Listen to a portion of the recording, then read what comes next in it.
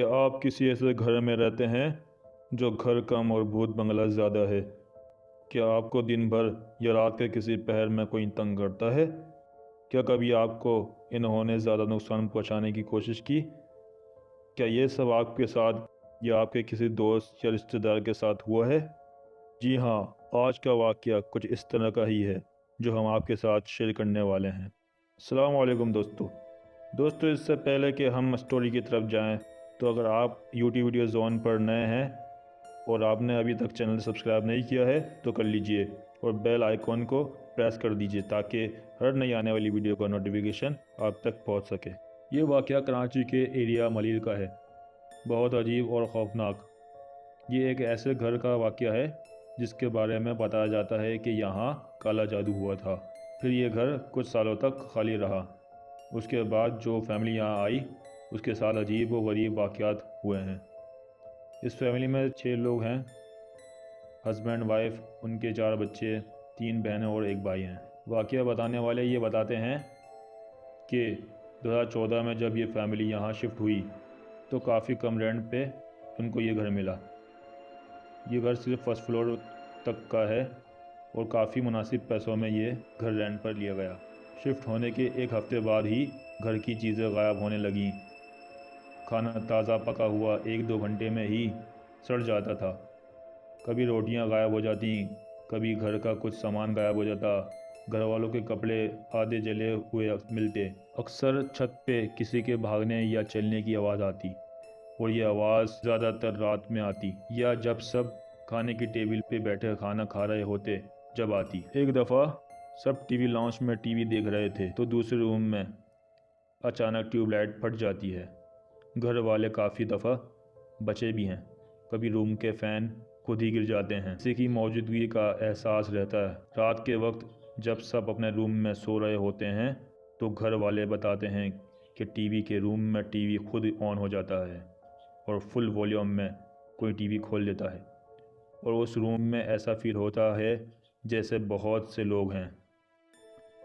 ऐसा छत पे भी रात 2 बजे के टाइम फील होता है जैसे छत पे काफ़ी लोग हैं और दावत चल रही हो। एक बार तो वालिद साहब ने जाकर भी देखा।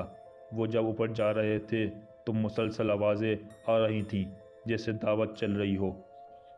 जैसी वो छत पे गए आवाज़ें आना बिल्कुल बंद हो गईं। ये रात 2 से 3 बजे का वक्त था। वो जब वापस आने लगे तो उनको फील हुआ जैसे बहुत से लोग उनके पीछे हैं, इनके साथ नीचे आ रहे हों।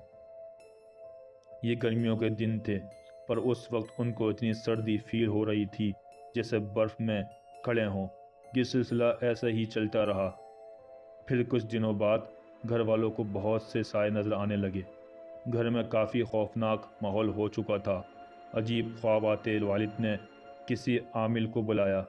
आमिल ने बताया कि यहाँ काफ़ी जिन्नात हैं जो नुकसान भी दे सकते हैं।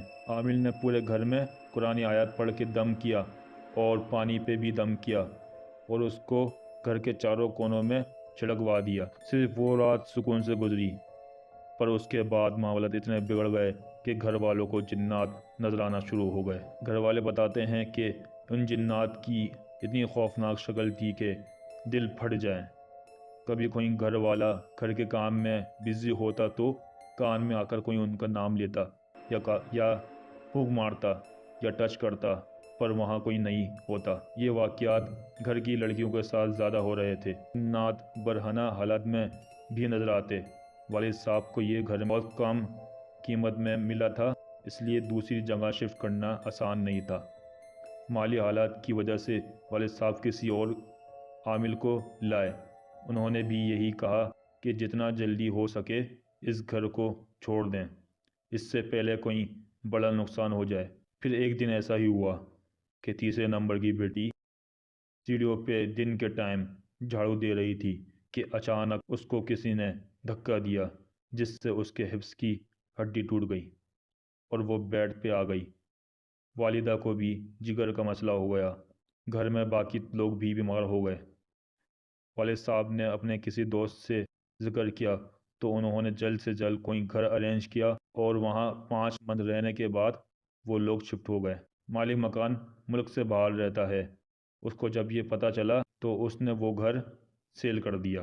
تو دوستو، یہ تھی آج کی ریئل لائف ہارر اسٹوری، جو کہ پراسرار خوفناک جنات سے بھرے ہوئے گھر سے متعلق تھی۔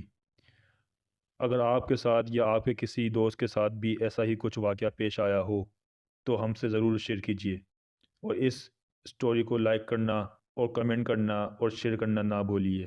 ملتے ہیں اگلی کسی ہارر اسٹوری میں، تب تک کے لیے اپنا خیال رکھیے گا۔ فی امان اللہ۔